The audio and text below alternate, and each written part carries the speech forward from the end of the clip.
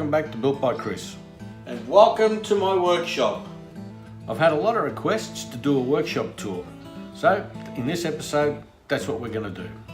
I'm going to show you how I combat having a small workshop and just some of the tools that I have. So without further ado, let's go and have a look. My workshop is just a standard 2-car garage. It measures 5 metres, 5.5 metres by 5.5 metres, which is 18 feet both directions in the old scale. So as you can imagine, space in here is at a premium. Let me start with the heart of the workshop, my table saw. I purchased this about 3 months ago from TimberCon in Melbourne, and let me tell you, she's a little ripper.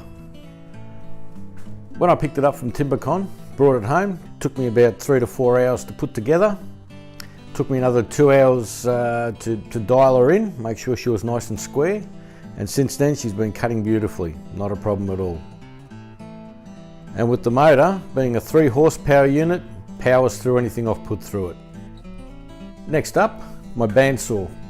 I bought this from Total Tools in Tullamarine a couple of years back, and doesn't see a lot of use, but when it does the job. I've put red gum sleepers through this thing, and it's never given me any grief. It's a 14-inch throat, and I've got different thickness blades for it, so I can do intricate work if I have to, or do some resawing when I need to. Here's my dust extraction system. Again, another item I bought from TimberCon. It's a 2 horsepower Sherwood dust extraction unit. Works like a charm. Just about suck the tax dollars out of a politician's hand. Now this is a work in progress. The way I've got it set up now is not the way that I'm going to leave it set up. I'm still working on moving things around in the workshop to try and use the space as best as I can. So the configuration that I've got it in now, I'm still going to use the 44-gallon drum, but I'm going to take the motor off, hang it on a wall, make some space under the unit for the 44-gallon drum, so I'm reducing the footprint of the whole thing, thereby opening up the space in the workshop. Now right next to the dust extraction unit, I've got my clamp racks. As you all know, you can never have enough clamps. However, I think I'm putting that to the test. I'm starting to run out of room, and I still haven't got enough clamps, so I don't know what the hell to do next, but at the moment it's working good, but I'm buying new clamps all the time and I've got to find space for them as well, so it's a never-ending battle. Now over in this corner of the garage is where I have all my toolboxes set up. I've got my nail guns, my dado stacks, my drills, my track saws. I've got all my little boxes, my hammer drills, jigsaws, everything's all put aside and kept out of the way. Right here where I'm standing now is where I park one of my cars. So whenever I need to get to them, I need to move the car out. So like I said, space is at a premium. Now you probably noticed that there's a little bit of a theme running through my tools. I've just bought DeWalt tools because I like DeWalt tools. They've never let me down, and I like the colours. Even though I'm a Collingwood supporter, I still like the colours, yellow and black.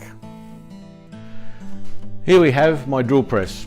I used to have a pedestal model that I had bolted to the floor here, but I noticed that it was taking up a big footprint in the garage. I mean, it's just take up too much room, so I eventually sold that and bought myself this little unit. Again, it's a Sherwood unit that I bought from TimberCon, and size does not matter. It is small, but it drills everything. I'm surprised I haven't struck oil with this thing yet. I've got it bolted to my workbench, and it's a little ripper again. I don't know what I would have done without it. It just does everything I need it to do. Next up, here's my metalworking gear. I've got my cold cut saw and my welder. The cold cut saw is a DeWalt, naturally. Like I said, it's a cold cut saw. It's not one of those abrasive ones, so the sparks and the swarf that comes off it is minimal. But when it comes to cutting steel, I recommend nothing else. It's unbelievable. It cuts through everything. The welder is a Unimig. It's the inverter technology. Now I don't know a lot about it, so I'm not going to waffle on, but the actual unit itself weighs less than half of a normal MIG welder. But when it comes to welding, again, I'm really happy with the unit. My welds come out nice and clean. Ever since I started using gas, welds are coming out really clean now, and I'm very happy with the two units that I've got here. Now the cold cut saw, I built a movable cart for it. The wings, they come up, so I've got support for long pieces of metal that I'm cutting. And again, it's on wheels, so I can move it around. If it's in the way, I can push it out the way. The welding cart is on wheels as well, so they live in a little corner of the garage when I'm not using them, and if I need that space, I just move them out of the way. Next tool I've got in my arsenal is my compound sliding miter saw. As you can guess, it's a DeWalt. It's a 12-inch, and probably about the third or fourth compound sliding miter saw that I've ever owned, but by far the most accurate and the easiest to use. Really love this. Best money I ever spent on a compound sliding miter saw, and I just like saying compound sliding miter saw. And aside from the table saw, this one gets the most use. Just having it makes life so much easier. Now the wall behind me, it's a little bit of a hodgepodge. It carries all my little bits and pieces, my tape measures, my pencils, glue, everything else.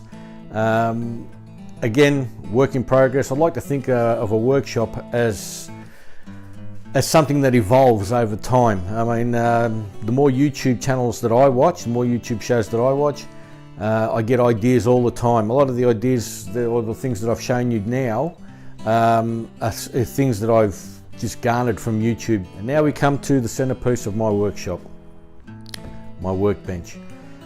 You would have noticed the last two videos, the last three videos that I put out, that I've upgraded it somewhat, put a new top on it, drilled out an accurate pattern of 20mm holes using the UJK path guide system. I put my router lift in, and I made a few jigs that helped me with my jobs that fit onto this. Let me just bring them out and I'll show you what I mean. Okay, one of the jigs that I use quite a fair bit of is the Krieg pocket hole jig. What I've done is I've just recently purchased the new K5 jig, which I've mounted to this board. And all I've done, just so that it doesn't move around when I'm using it, is I've drilled in a couple of holes, and using the Festool dogs that I bought,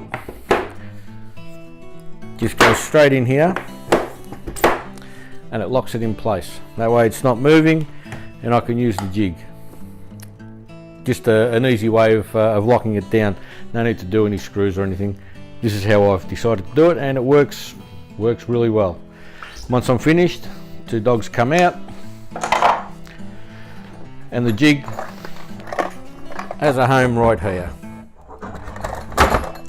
out of the way. The next jig I want to show you is one that I use when I'm edge banding my melamine sheets. When I'm making my cabinets and I need to edge band them, this is the jig that I use. It's something that of my own design. Just sits on the end of the table like that. Got a couple of homemade knobs that I've made, and they just screw into here like that.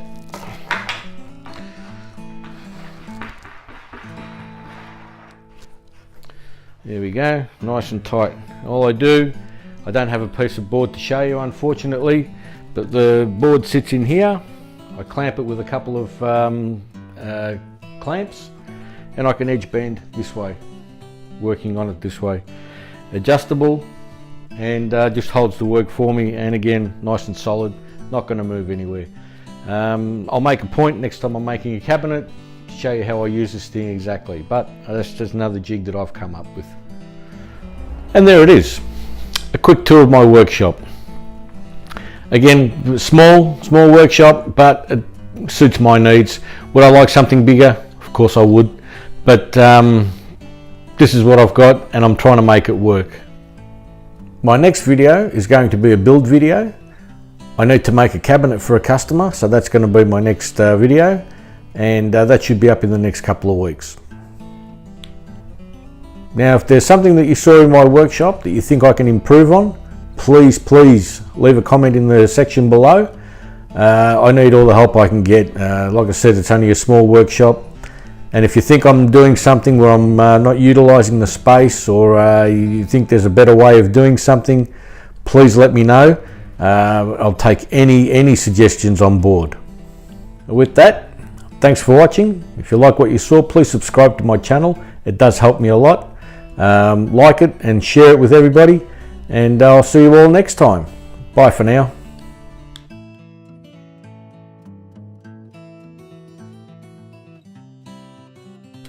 I forgot to show you the best bit of my workbench.